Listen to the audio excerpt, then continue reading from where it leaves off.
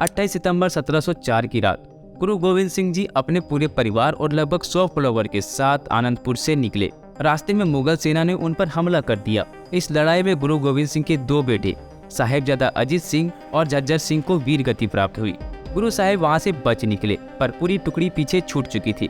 गुरु साहिब की मां माता गुर्जरी कौर, उनके 2 छोटे बेटे साहिबजादा जोरावर सिंह और फतेह सिंह वहां से बचने में कामयाब हुए और कुछ समय के बाद उन्हें भी बंदी बना लिया गया। गुरु गोविंद सिंह के दोनों बेटों को कोर्ट में पेशी की गई और उन्हें 2 ऑप्शन दिए गए, या तो वो इस्लाम कबूल कर ले या फिर अपनी वो जान दे दे। लेकिन उन दोनों ने खुशी खुशी अपना जान देना मंजूर किया।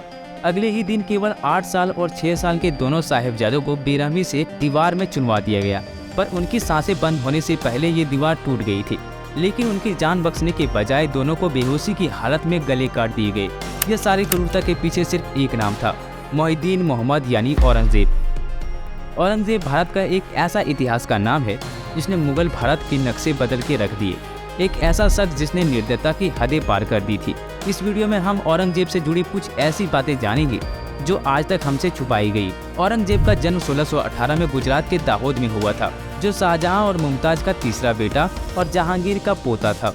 उसके 3 भाई थे, दारा शिकोह, शाह शुजा और मुराद बख्श। दोस्तों, औरंगजेब जालिम बादशाह तो था ही, पर वह जालिम बेटा और जालिम भाई भी था। शाहजहां ने अपने बेटे दारा शिकोह को हमेशा बाकी बेटों से ऊपर रखा, जिसकी वजह से औरंगजेब दारा शिकोह को बिल्कुल पसंद नहीं करता था। बात है 1657 की, जब शाहजहां की तबीयत अचानक खराब होने लगी। तब अपनी मौत को करीब आते देख अपनी गद्दी को सबसे पसंदीदा बेटे दारा शिकोह को देने का फैसला किया, पर ये बाकी भाइयों को मंजूर नहीं था।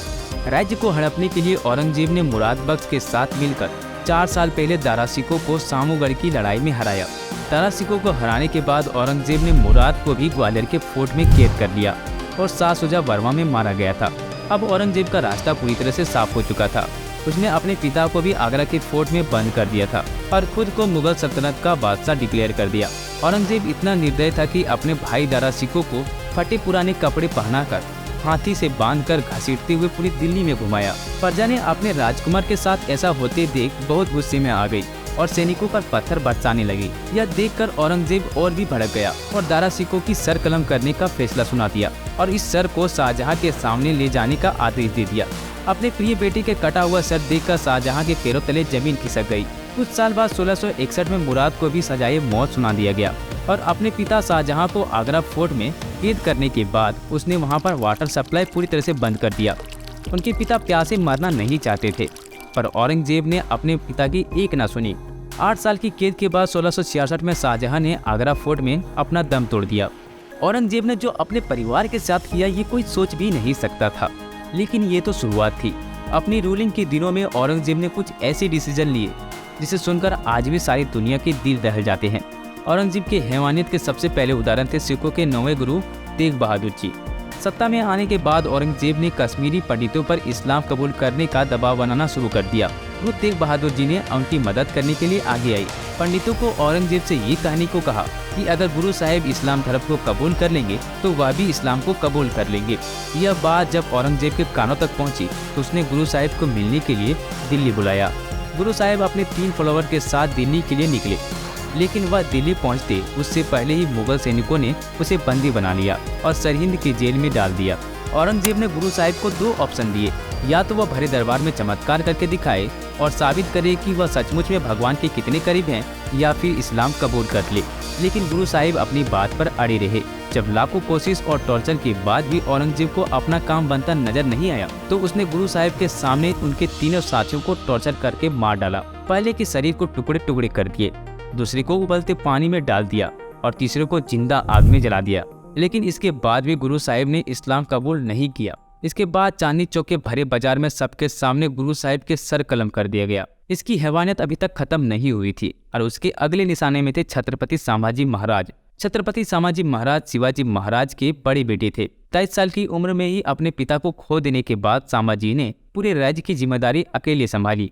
एक दिन औरंगजेब ने संभाजी महाराज को धोखे से बंदी बना लिया और उनके सामने 3 शर्तें रखी। पहला कि वह औरंगजेब को अपना बादशाह मान ले, दूसरा कि मराठा एम्पायर का सारा खजाना मुगलों को दे दिया जाए और तीसरा संभाजी महाराज इस्लाम धर्म को कबूल कर ले।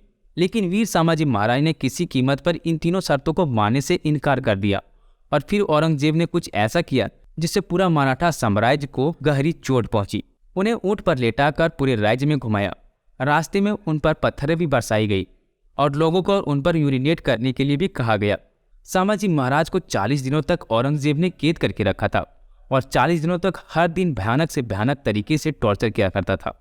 संभाजी महाराज के नाखूनों को उखाड़ दिया गया, गर्म रोड उनके आंखों में डाल दिया गया और तो और हाथ और पैर और जुबान इनके काट दिए गए।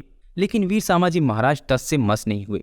यह सब सुनने के बाद किसी के भी रोंगटे खड़े हो जाते, लेकिन औरंगजेब को यह सब करते समय जरा भी दया नहीं आई। इसके साथ औरंगजेब ने एक बहुत बड़ी फरमान जारी किया था जिसमें देश भर के कई मंदिरों को तोड़ने का आदेश था, जिसमें मथुरा और बनारस की ज्ञानवापी मंदिर भी शामिल है।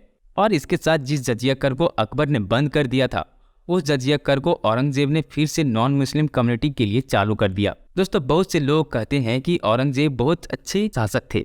अब इन तथ्यों को देखकर आप डिसाइड कीजिए कि वह कितने अच्छे शासक थे।